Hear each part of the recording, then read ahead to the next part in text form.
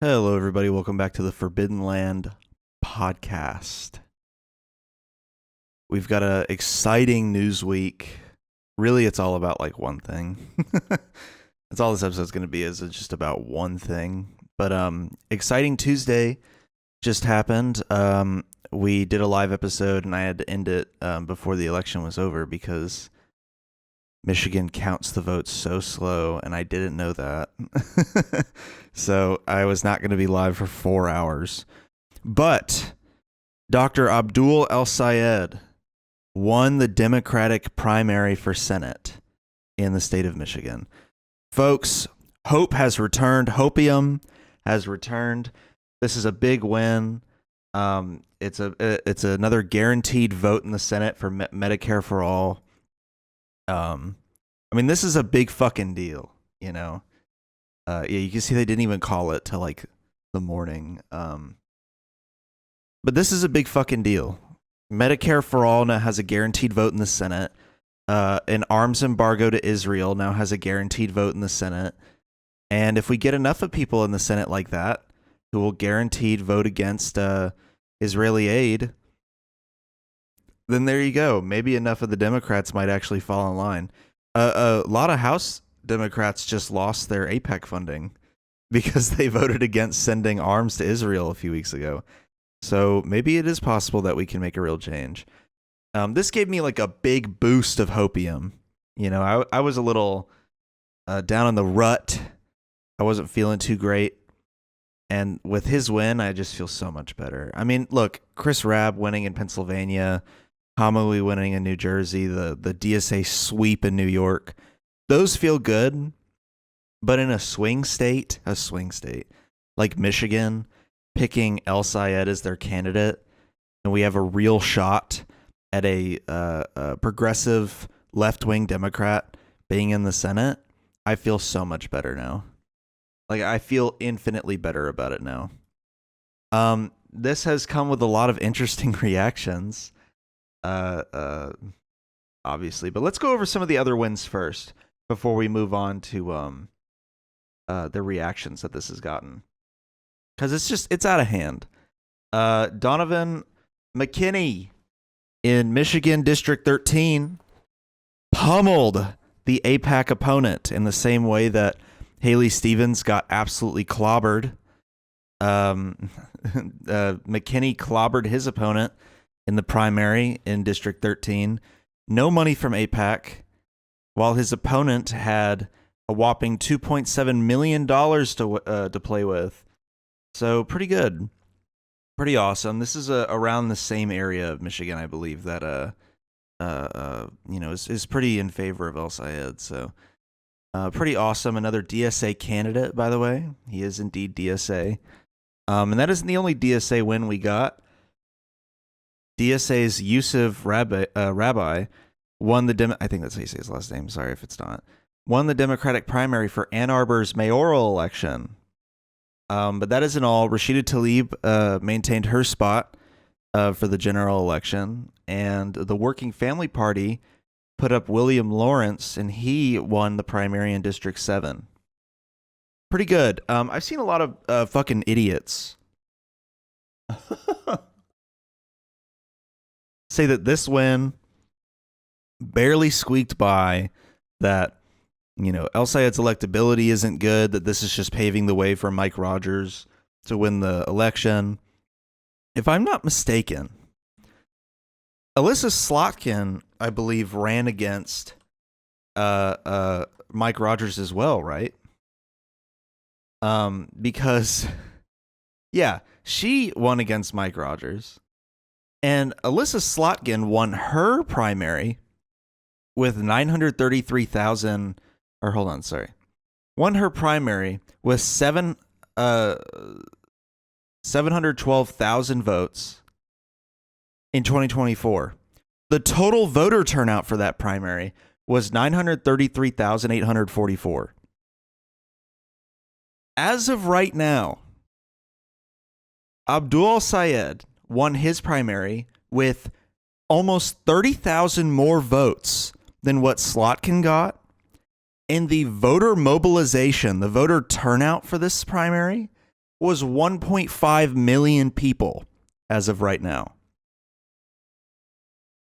We are fine. If you just keep pushing for El Sayed to win against Mike Rogers, he's going to win. The voter turnout for the Democratic primary was crazy. This is why Republicans are so scared of a progressive insurgency. Because we mobilize voters like crazy. I had to turn on the fan. It was getting a little warm in here. Yeah, we mobilize voters like crazy. You know, I have voted in every primary at this point, pretty much. Like, if I was a liberal Democrat, I'd be like, fuck it. But no, I've been voting in practically every election since I turned 18. And that's the same energy that we need from these the same energy that we need from these other voters. That's a historic primary turnout, man. 1.5 for a midterm. 1.5 million voters came out for that. Yeah, Politico said progressives didn't get the big election night that they wanted. This is why I wanted to read out all of the like major progressive wins before I got to that part, because I just want to show you how stupid that is.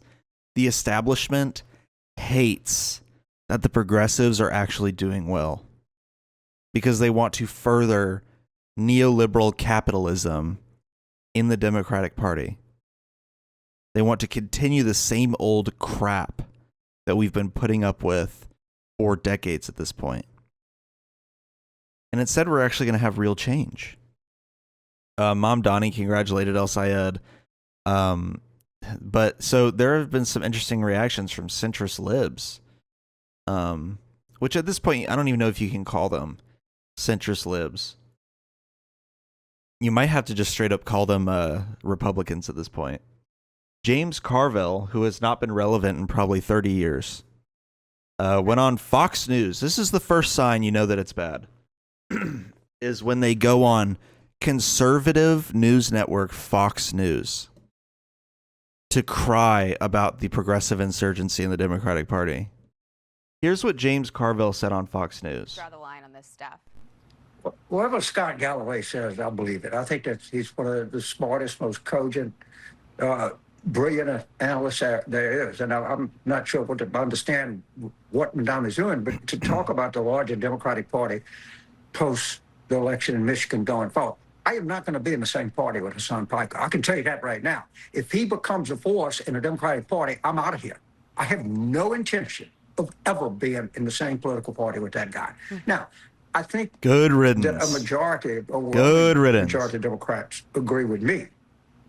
But this idea that we're going to seize the means of production and just go look at the DSA platform. You don't have to look any further than that. And, Jack. That's right. Why seize the means of production when you can keep working for an exploitative capital owner who will pay you pennies on the dollar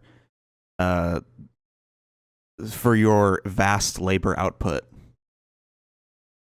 that you keep getting pushed more and more every day to increase? Yeah, why seize the means of production and make everything, and own everything for yourself and actually benefit from the fruits of your labor? Why do that when you can work for a capital owner for the rest of your life and be paid slave wages to do all the work for them? It may be that the two-party system is just going to be under tremendous stress here in the coming months. I mean, you see it in with Tucker and Martin Taylor Greene, and on the Republican side, you see it going on right now. And I can't sit here and tell you for certain how this is going to turn out. But the one thing I can tell you for certain, Hassan Piker and James Carville are not going to be in the same political party. One of us is going to leave. It might even be me.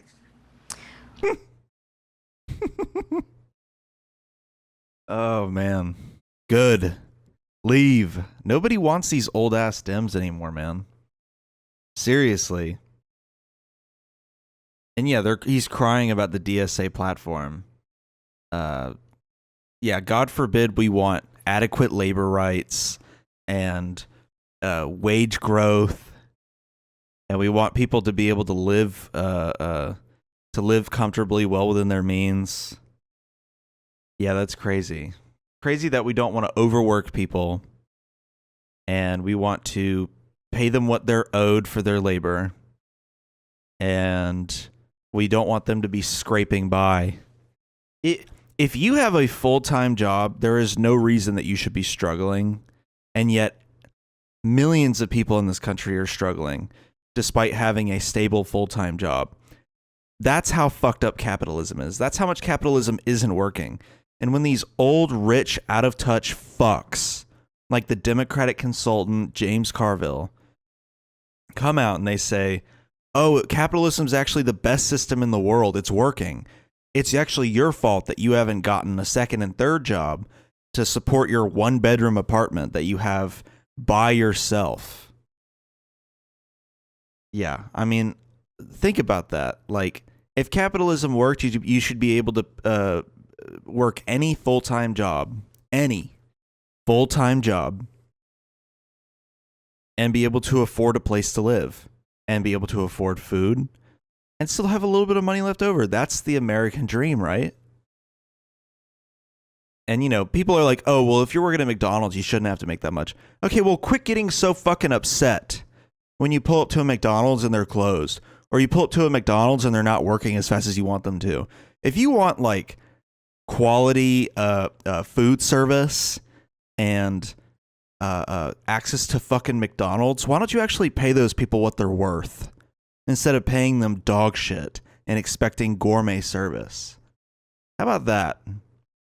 I have to speak the Americans' language. I have to be like, you want burger?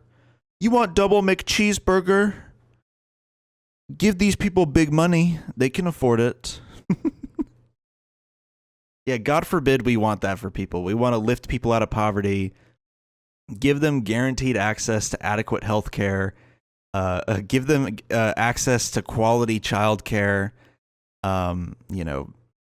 access to a quality education for their children, access to a quality education as an adult on the college level. God forbid we want those things. In fact, actually, we should instead continue in this country the system of, if you get sick, you have to weigh the options between going bankrupt or dying. If you miss a week of work, you now can't afford anything, which will then just snowball into you losing your job and becoming homeless. We should let kids become dumber and dumber as generations go on, because we keep gutting public education systems and we keep gutting social safety nets. So kids are getting sicker, they're more unhealthy, they're less educated, and they're more willing to believe in the dumb Republican horseshit that they push every day on cable news. That's actually the world that we should have, right? Carville? What a fucking idiot dope. I'm tired of these old, crusty assholes that sit on their ass in our party. Our party. I'm not even a Democrat. That sit on their ass in the Democratic Party and are just like, oh, it's fine. Just keep voting blue no matter who. It's fine. Fucking ridiculous. This is literally why Kamala Harris lost, by the way. Was because of this same we're going to do nothing attitude when it comes to politics. Speaking of liberal dopes who are basically just Republicans, here is Bill Maher's monologue from Real Time with Bill Maher. Trump has told 1 trillion lies, but when he says the Democratic Socialists of America are actually communist, that's not one of them. Really? So Trump lies out his ass every day. Every day. But he says like one thing that your little baby pea brain agrees with. And all of a sudden you're like, he's telling the truth. He's the most honest man in America. Wow. I can't believe it. He said something right. You're fucking stupid. And it's not hard to prove it, just by quoting the DSA and their candidates. It gives me no pleasure to have to do this. I'd much rather keep going the good vibes from my summer vacation. I had an awesome one, by the way. I totally got a... However, Right before we left, Vice President J.D. Vance was on the show, and I told him that if the Democratic Party keeps going in the direction of the DSA, my vote was in play. And all I heard all vacation was, oh my God, you're a Republican now. No, that's not what I said. I said in play. That's what that means. What does that mean then? What? If my girlfriend keeps doing this thing I disagree with, my dick is in play. Oh, so you're going to start cheating on her? That's not what I said. I said in play. Fucking moron. And here's why. Because not a week goes by where I don't read about some newly chosen, exciting new face in the Democratic Party. And then when that face opens its mouth, the Communist Manifesto or some other crazy shit comes out. I know where he goes in this clip because I've already watched it, but what point is he trying to make here? This is like going to the hot dog making factory and being blown away that they're making hot dogs. It's the hot dog making factory. Yes, the Democratic Socialists of America are socialists. What? Huh? I didn't know. What? Oh my God, I'm so shocked. I'm so surprised. Again, let's just read the quotes. The DSA platform says your work... This is such a baller logo, by the way. I'm a card-carrying DSA member now. I got my card in the mail last week, finally. Fuck, leftist shipping, am I right? Took them a month to send it to me. And this logo is on the card. This is such an awesome logo. It makes me want to get the custom card that they sell on their website, because this logo is fucking awesome. Work as much as you are able and no more than needed. If that was any closer to Karl Marx's dictum, from each according to his abilities to each according to his needs, they'd be sued for plagiarism. Why are they applauding this? Yes, the Democratic Socialists of America believe in Karl Marx. Duh.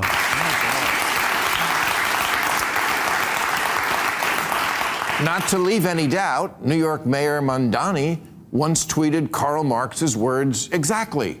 Wow. They're not trying to crazy hide it. that they believe They're in this. Wow. Oh, look, it's got Karl Marx on the back. That's crazy they believe this. Wow. What's in this book? What's in this book that they're quoting as well? Wow. Oh, man. Why would they believe this? Aren't they democratic socialists? Why do they believe in socialist ideology? Popular influencer Hassan Piker thinks communism is so groovy. He laments the fall of the two of the most murderous regimes in history, the Soviet Union and Chairman Mao's China. I don't understand what his point is here. Yeah, the fall of the USSR is essentially one of like the worst events of the late 20th century. Most historians concur on that point, by the way. It led to great famine and suffering for the Russians and the wider Soviet like satellite states surrounding Russia. It led to a lot of political instability, like, you know, the collapse of institutions and you know, government programs and whatnot. It was pretty bad. And it essentially made the U.S. the monopoly superpower in the world, meaning that instead of us constantly having a check on what we were up to, because we were scared the USSR would gain footing on the world stage, now we can do whatever we want, and that's not good. Think about how much innovation we made during the Cold War. The space race, we innovated space technology, went to the moon. You know, we have an international space station. GPS is because of the Cold War. The internet, formerly the ARPANET, is because of the Cold War. Drone technology, like all this stuff is a result of the Cold War, because we were constantly innovating and inventing new shit with government funding. You could even say that's socialist. Like, that's what we were doing. We were funding all this great research and all these public programs to compete with the USSR. And politicians only upheld the New Deal for decades after FDR the way that they did because it made us look good against the USSR. New Deal Democrats and New Dealer politicians, like Nixon's probably the last New Dealer Republican we had in office. And that's how popular the policy was, that even when a Republican gained power in the White House, that they still had to adhere to the New Deal policies. That's why today, whenever you hear a Republican even utter the words, I want to get rid of Social Security, even the Republican voter base groans and is like, no, don't do that, because it's a popular policy. So yes, the USSR falling is like if every fast food chain went away and you were left with like a Burger King at the end. If the only fast food chain remaining is Burger King, you think their ass is going to be releasing new shit or making promotional items? No, because they have no one to compete with. We are the country's superpower monopoly. It's why in the last couple years, like with the Chips Act, you know, with the computer chips and all that, that's why bills like that end up passing in recent memory, because now we're competing with China. Which then leads me to the Mao Zedong quote. Yes, without Mao, current day China wouldn't exist in the way that it does. Mao wasn't like a perfect leader. He killed all those sparrows and led to the Great Famine, you know, which killed a lot of people. But that you shouldn't discount all the work he did to make China what it is today. This is all just like Red Scare fear mongering. That's all this is. All of this here. Oh, look at what he said about Mao. Look at what he said about the USSR. A lot of the people nowadays that see these clips weren't even alive when the USSR was around. You know, if you're under the age of like 40, you don't remember the Soviet Union like that. So this shit doesn't work. But yes, it is not good to have one country be the sole superpower on the planet. Superpowers aren't good in the first place, but it's not good to have one nation be the only powerful country on Earth. There needs to be other countries that can challenge it on the world stage, so they keep each other on their toes. Mandami's aide, his top aide, Sia Weaver, said if you don't believe in the government's sacred right to seize property, it's over, and impoverish the white middle class. What? That's a goal? You know you're supposed to scare people into voting for you, right? Dude, I love Mom Donnie's team. I like that he like takes a very like chill, everyone can agree with him style, like left-wing position, and then he just surrounds himself with people like this. I fucking love it. Awesome. One of the new soon-to-be Democratic Congresspeople, Darlisia Chevalier, supports seizing all... Darlisia? Is it really hard to say Daria Lisa? Is it? Is it really that hard to just say Daria Lisa? Yeah, Zoran Mamdani, mayor of Newark, mayor of Newark. Yeah, Darlisia. What the fuck? What a fucking idiot, dude. I hate these old white guys. Darlisia went on there and said seizing all properties. Like, come on, man. Zoran Mamdani. Properties from landlords, and said seize the means of production. Milani. Mandami has said the end goal is so predictable. Seize the means of production. Mandami has said the end goal. Mamdani. Mom Donnie. Look here, look. Swap my camera back to the other side. Look at this. Zoran, easy. Mom Donnie. Not hard to say at all. It's not hard. I don't understand what's so hard about pronouncing that name. He's just being old, white, and racist. That's all he's doing. He's just doing the racist shit. Is seizing the means of production. I think they want to seize the means of production. They're socialists! Dude, they're socialist! Oh my God. They are self-described democratic socialists. Yes.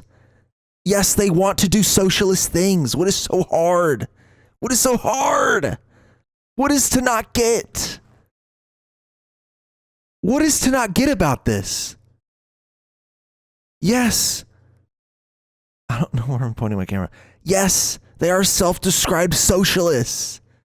What is so hard to understand about that? Oh my God. Holy shit, dude. What is, I mean, I would hope the people that watch this show aren't that stupid. Yes,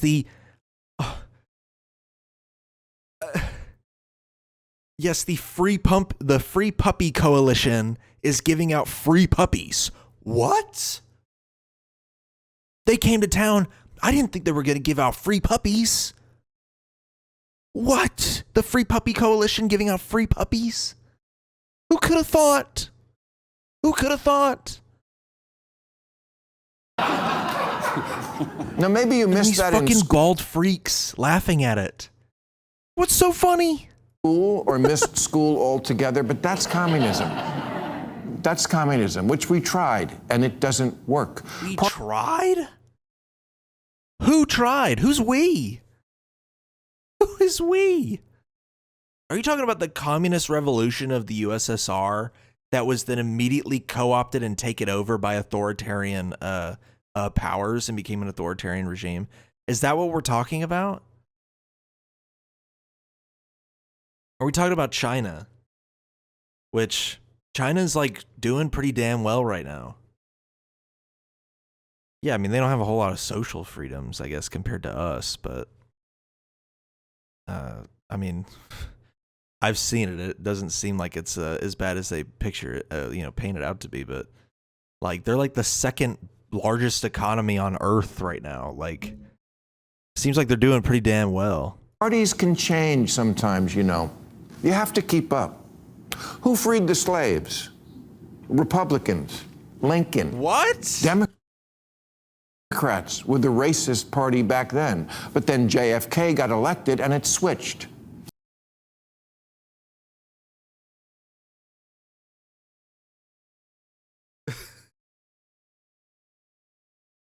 I'm not sure where we're going here. What is his point? Yeah, there was a great party switch, although you could argue that it happened a little earlier than that during the FDR administration.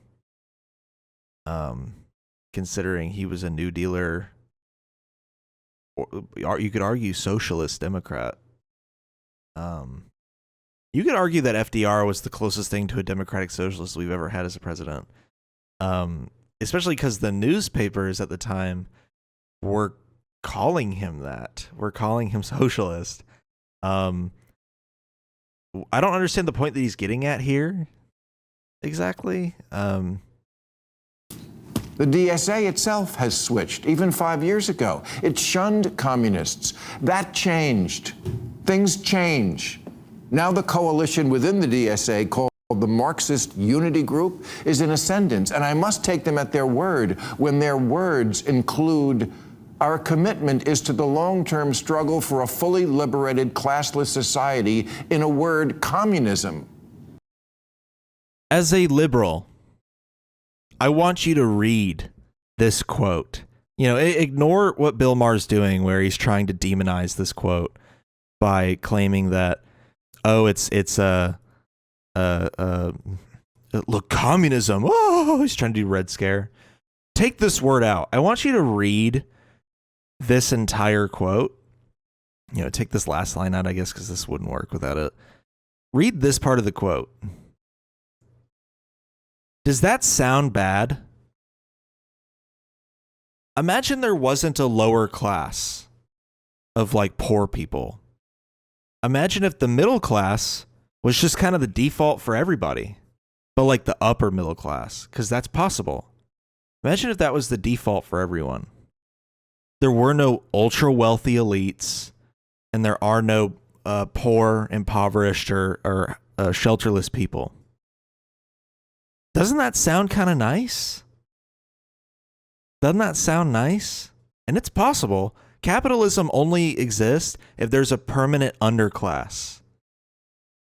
And so, yes, you need to move beyond the functions of capitalism to achieve a world where there isn't a permanent underclass. You need to have social safety nets in place to catch people before they fall into that lower level. Hence why it's called a social safety net. You can fall back on it. Yeah, it's not something you're supposed to like depend on for the rest of your life. It's something to help you stay on your feet so you don't fall.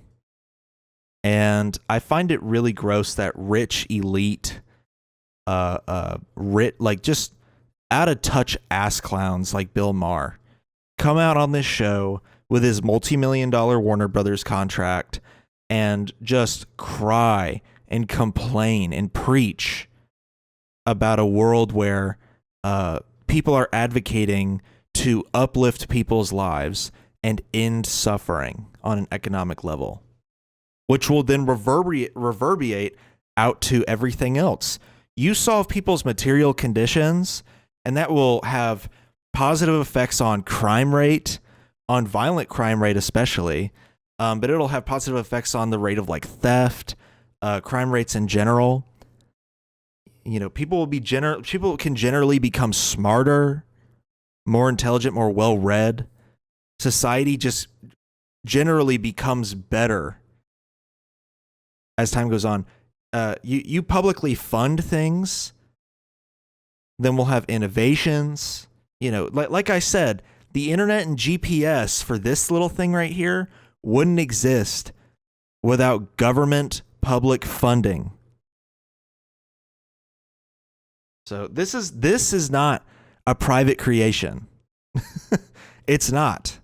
Think about the original telecommunications. The telegram.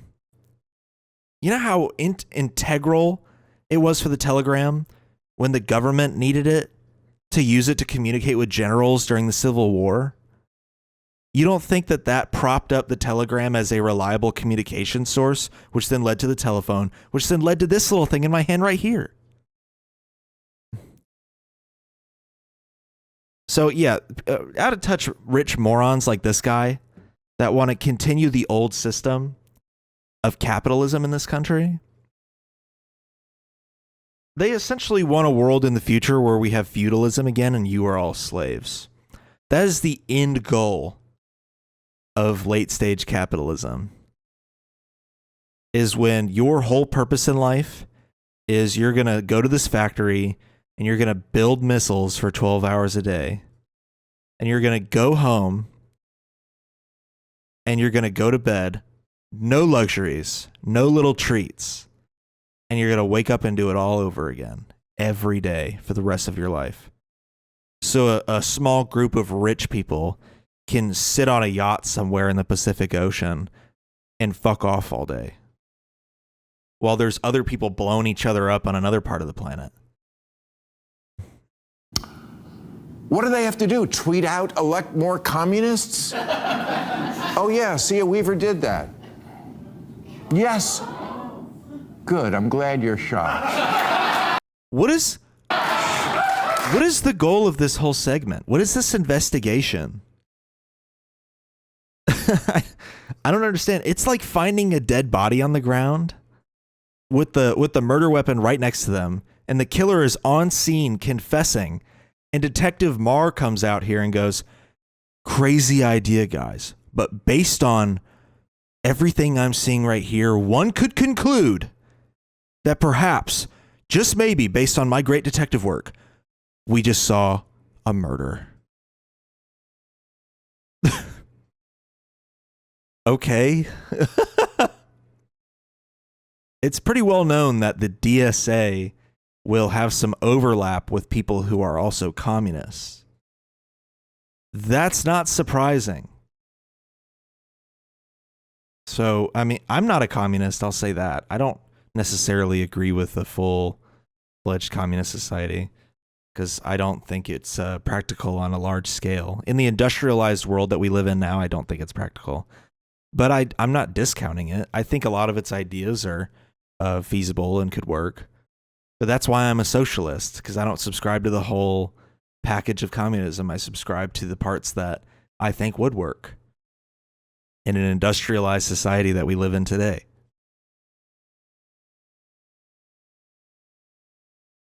But I'm not going to be like, oh my God, we got to McCarthy this shit and fucking seek out all the communists in the DSA and oust them. I mean, seriously, what is this? Like, Detective Marr over here, guys, I think there's some communists in the Democratic Socialists of America.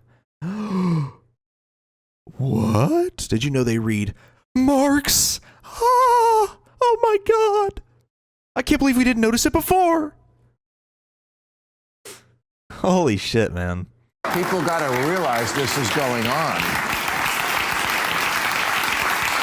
All the clapping seals in the audience. Wow, Bill, you figured it out. My vote is in play. I'm not voting for anyone who thinks the wrong side won the Cold War or cheers for the Intifada like it's the World Cup. It's so ironic. Oh my God, I forgot he's pro-Israel. We're done with this because he's going to go on some tangent about colonialization. Oh, wait. Actually, no, this is the good quote. From the people who obsess about colonization. You know what's being colonized now? The Democratic Party. This nasty little freak, bro. Takes a topic like colonialization, like the fact that Israel is trying to colonize Gaza and the West Bank after 75 years of colonization over Palestine.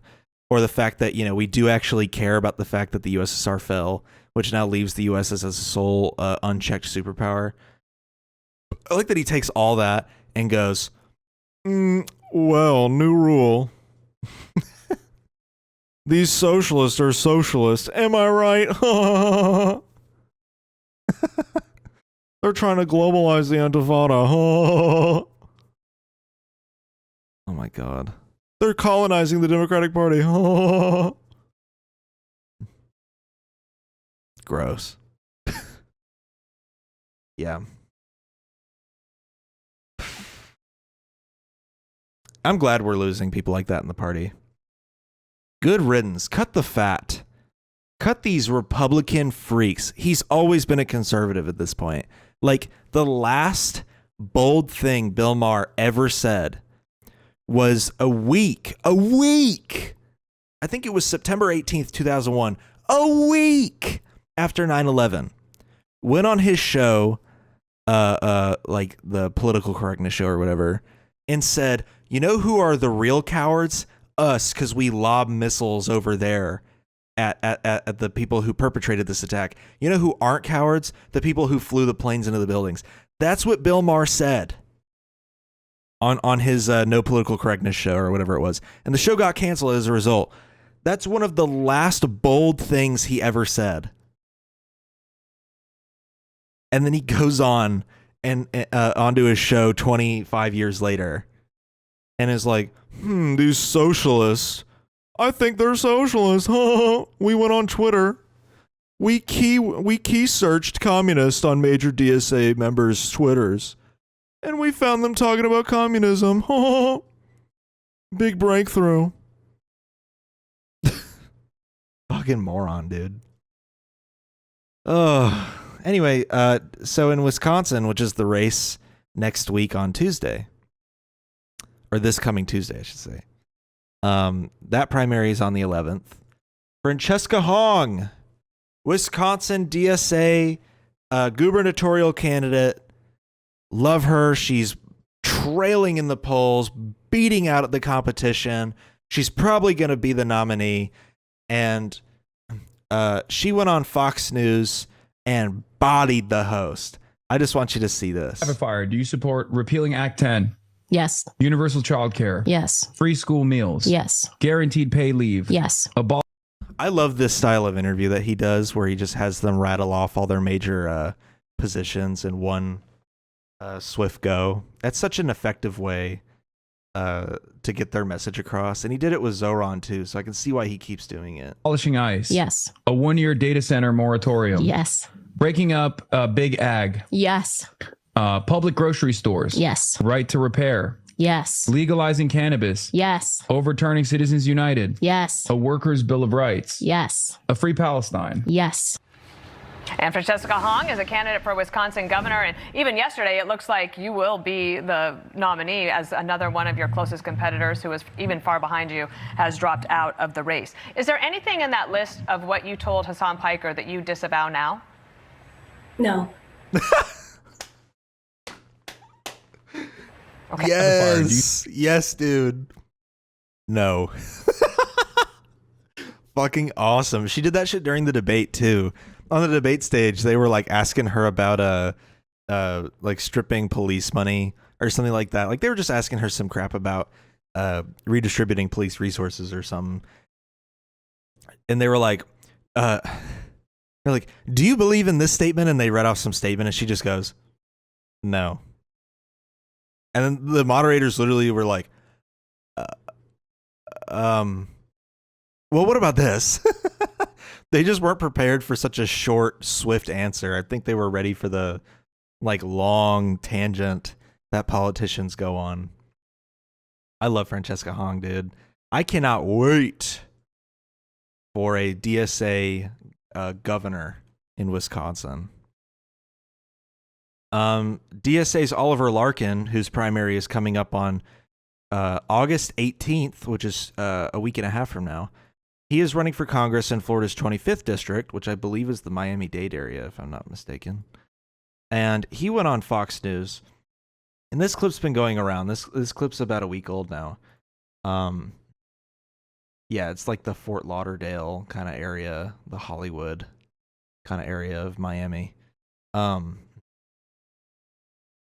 went on Fox News, and they asked him about immigration policy in terms of like, does he support if immigrants rape people or some psychotic ass question like that they constantly throw around loosely on these news networks. Here's what Oliver Larkin had to say about that. What is the number that is fine with you? Is there a benchmark? Is it fine? How many children can be raped and it's fine? He's asking how many kids can be raped before it's fine to deport an immigrant, which is a fucking crazy ass question. That's not something that people support on the left. Obviously, if somebody molests a child, we would want them to go to prison. But the right solution is, when you really think about it, is they want to take that child molester and just send them back to their country to do more molesting. Why don't you just put them in jail? But yeah, so here's Oliver's response. You're in relation to the immigration community. If we're going to talk about children being raped, then we need to hold this pedophile president, Donald Trump, accountable, and all those that have been implicated by the Epstein files that the Department of Justice is still not leaking. They've sent AIPAC after Thomas Massey for having the temerity to hold accountable the pedophiles that are in control of our government. Thank you. We appreciate your time very much. What is the number that is fine with you? Is there... Awesome, dude. Getting it out on Fox News... the whole, your president's a pedophile, right? Getting that out on Fox News, perfect. Because that boomer ass audience was like, oh. If there's anybody even still watching Fox News at that hour. But yeah, fucking awesome clip. I hope he wins his race too. Obviously, I'm literally in the DSA at this point. Like, I want DSA candidates to win. Yeah, the DSA having a great week. Honestly, having a great run at it so far in the primaries. And I hope to see a lot of them in Congress. This new caucus of Democrats that are entering the Congress, being like DSA affiliated or just being progressives, this is going to be a good thing. And maybe we'll actually have some Democrats with spine that'll stand up to Donald Trump and not the same old Chuck Schumer, oh, well, Donald Trump said he wanted to passed the murder babies bill, and let's just say I got a big win. That's right, I got them to capitulate on the name of the bill. Now it's going to be Senate Bill 25. They're still going to murder the babies, but at least it's not called that anymore, am I right? That's basically what Chuck Schumer's entire tenure has been during this new administration. So for my last thing, our favorite ogre, Pennsylvania's own John Fetterman, former progressive-ish, former progressive politician of stroke fame, went on Jon Stewart from The Daily Show's podcast, and Jon Stewart asked him what he thought about his support of Israel and why he's letting it compromise his support of democratic progressive policies. So for you, you could agree with them 90%, but Israel is the red line. Absolutely. Israel for me. Like I can't ever turn my back to Israel after where it's at. So, and I mean no disrespect on this, but that is not our country. You're saying that these candidates may have great ideas for our economy. They may want to do the exact same thing you want to do in terms of getting money out of politics. They may want to increase the social safety net. They may want to change the balance of power from capital back to labor. But if they don't agree with you on Israel, you don't want them in your party. Well, I don't know who you're referencing to specifically. No, I'm referencing what you just said. Name so one. In other words, Syed or AOC or... Why does he need to name them? It's the ideas, man. The ideas are there in your party. You're the one that's like, 4 billion more to Israel. Bernie Sanders, I assume you agree with a lot of what they say economically. And what I'm saying is, like, if you are a DSA member, if you are a member of a specific political party, run under your own banner. And now I think Bill Maher said something very insightful. He said, the DSA are colonizing the Democratic Party. So just be Democrat. Oh my God, dude. He's a Bill Maher listener. Maybe that's how his brain got poisoned. Had the stroke and they had Bill Maher playing in the hospital room. Dude. Also, this doesn't work. Like, why is it an issue when DSA does this, but the Working Families Party has been doing this for years now? Technically, Mamdani also ran under the Working Families Party in New York. I don't understand. What's the issue with these these additional organizations? They're just political organizations that help support your campaign, that give you political infrastructure. It's no different from like the Tea Party on the Republican side, or the Freedom Caucus, or like how MAGA is technically a separate wing of the Republican Party and then just kind of became the Republican Party. I don't understand. Like, what's the issue with DSA doing the same thing that organizations have been doing for years now? If you're going to run under the Democratic Party for that, why have a DSA party for overall? So run He's on so that, stupid. and you all understand. He has like a 4-year-old's view of politics. Why have your own party, but then you're going to run under my party? But then, like, why not run under your party? Organization. It's not, we have a two-party system.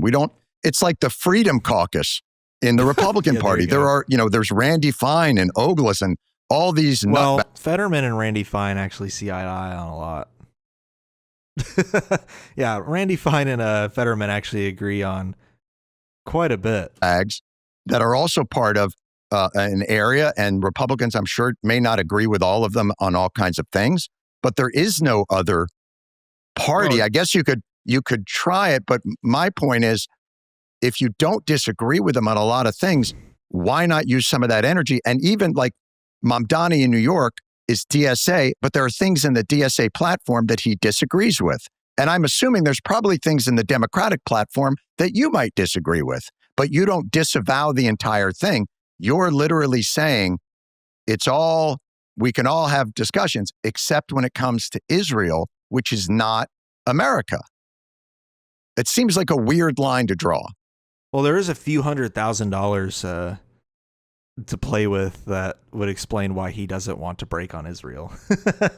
He is getting a decent chunk of money from pro-Israel donations. There's kind of like a monetary reason, you could say, as to why he doesn't want to break on the issue of Israel.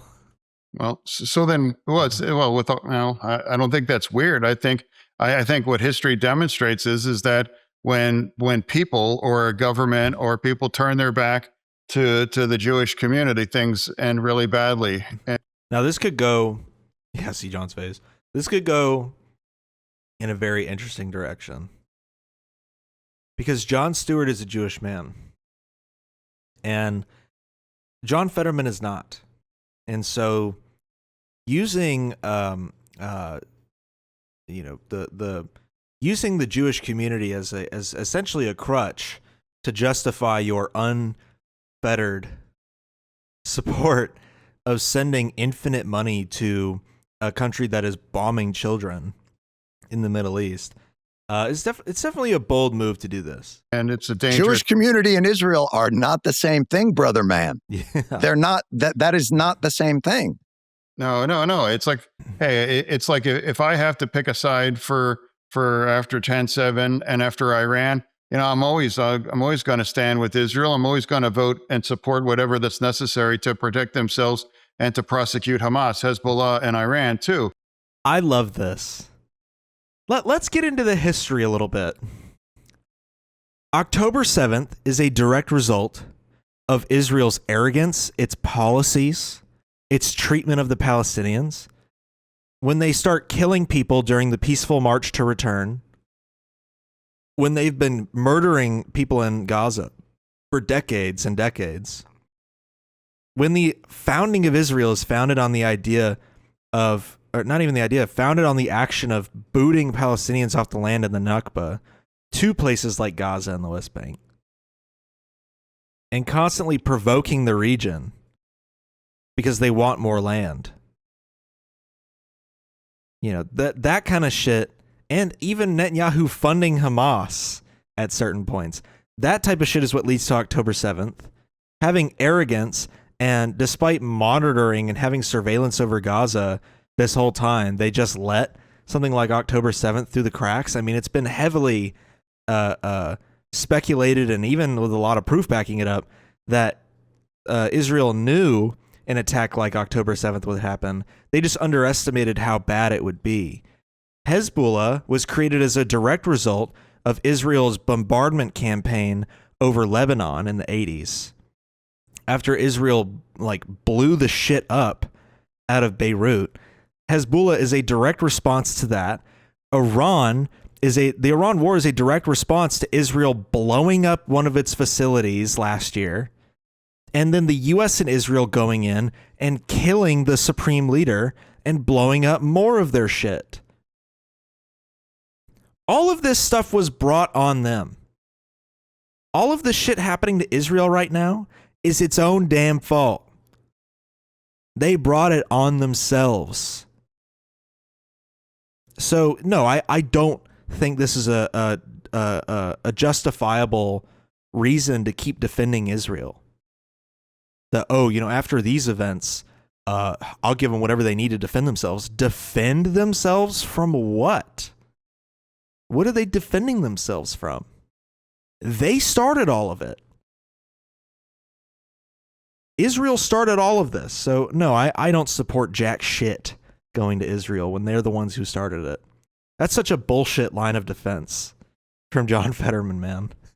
That AIPAC money's really talking. And the very left never said a peep after Iran executed 30 to 40,000 young people in there just for protesting for democracy. So you only support Israel because Iran murdered 40,000 people during a protest? That's the reason you're giving? I don't think Israel gives a fuck about that at all. Shit, the U.S. barely even cares about that. We kill our own protesters too. Granted, not in the thousands, which I've also seen that number disputed, by the way. But we're not killing our people in the thousands, but we still kill our protesters here. So if that's the case, then shit, I mean, every time an ICE agent kills a protester, send in the Iranian army, boys. Send them over here. That's apparently what he's saying right now. That justifies full-scale invasion of Iran when Iran kills its own protesters. You think that the left is pro Iran, not the country, but the regime? What I'm saying though is like, if anyone in the Democratic Party is fine with Iran building a nuclear bomb, I disagree with that person. I think most people are. Again, I think you're caricaturing the issue. But I want to. Is there anything you would criticize Israel about? Wow. That is crazy that he thinks the left supports the Iranian regime. That's not true. The left actually doesn't. The left doesn't support the Iranian regime. They support Iranian sovereignty for the people to be able to choose their own government and to choose how they want to be governed. You know, we shouldn't have any involvement in any of that. That's for Iranians to decide. So yeah, I he's just so stupid, man. He's so stupid. Yeah, saying that we support the Iranian government, not true. We actually just support not starting wars that cost us billions of dollars.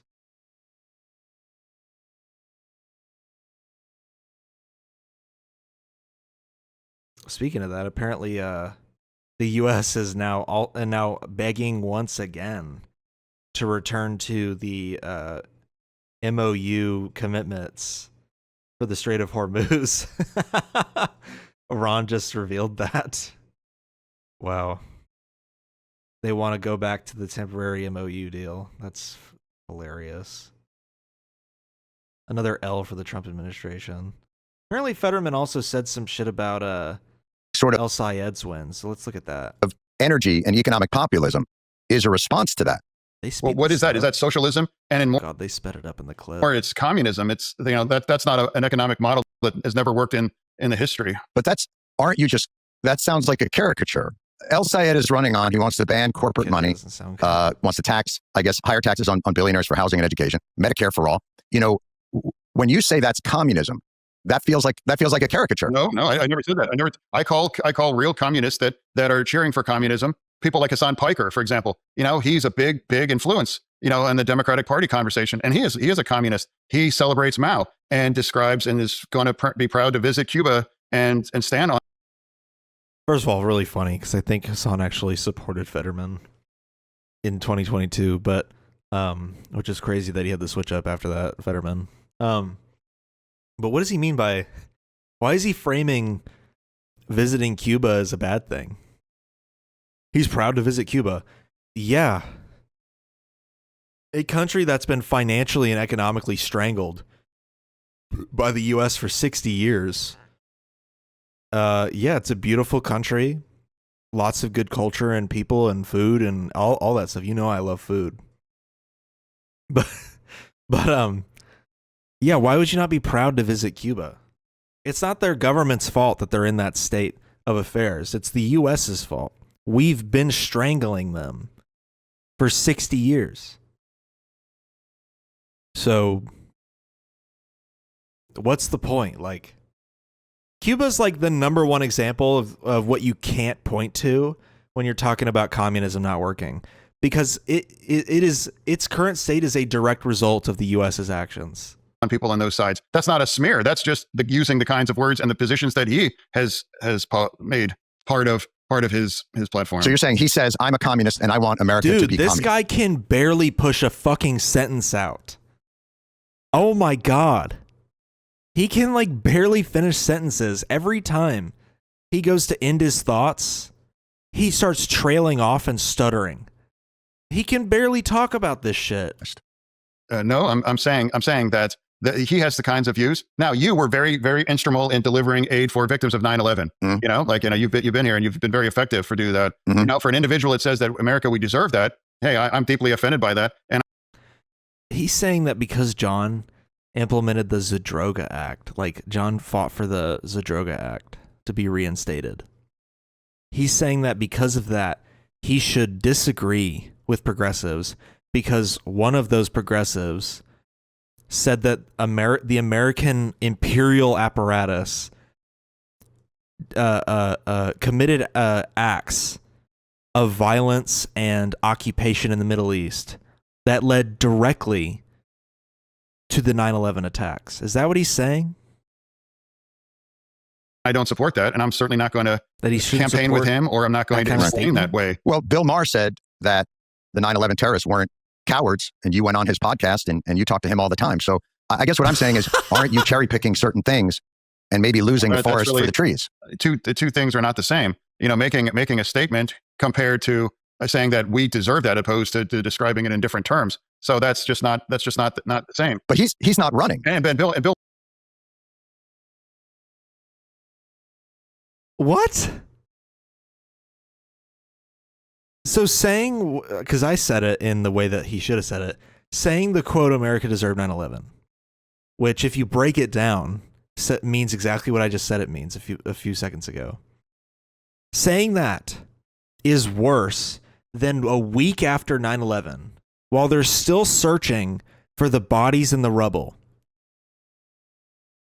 That 1 week after 9/11, saying that the people flying the planes into the towers are not cowards, but we are for lobbing missiles into the Middle East.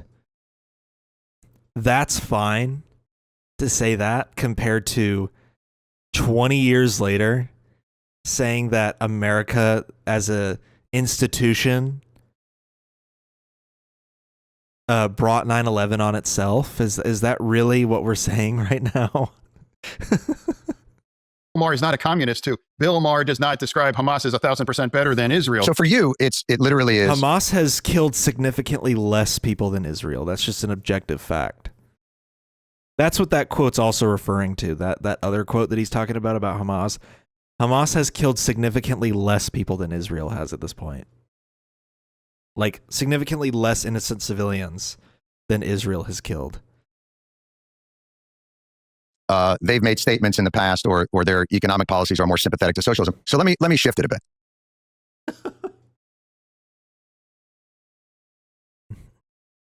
Wow, I do like that Jon Stewart's pushing back and did the 1-2 on him by being like, well, here's what Bill Maher said 25 years ago. I'm honestly surprised he even remembered that, because a lot of people don't remember that about Bill Maher, that he said that shit back in 2001, like a week after 9/11 too. Like not even didn't even say it like a few years later. He said it literally while there were still bodies in the rubble that they were looking for. He said that shit on TV. Yeah. John Fetterman's got to go. He's up for re-election in 2 years. He's got to go. They've got to either primary him in the Democratic primary, or please, God, please become a Republican. Please run on the Republican ticket. Please. I beg. Summer Lee, as much as I appreciate you being in the House and your work in the House and how I wish you could just stay in the House as a reliable progressive vote, please primary him or run against him as a Democrat and take his seat. Please. Oh, man. You already know Dr. Oz is going to go for that shit again. Holy shit. Dr. Oz is the fucking John Ossoff of Pennsylvania.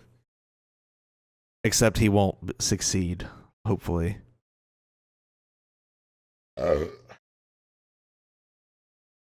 Classy for this podcast. All right, that's it for this episode. Hopefully we have some more good news next week. Francesca Hong is probably going to win her primary. There's some other races. Like there was a race this past Tuesday. Cori Bush lost.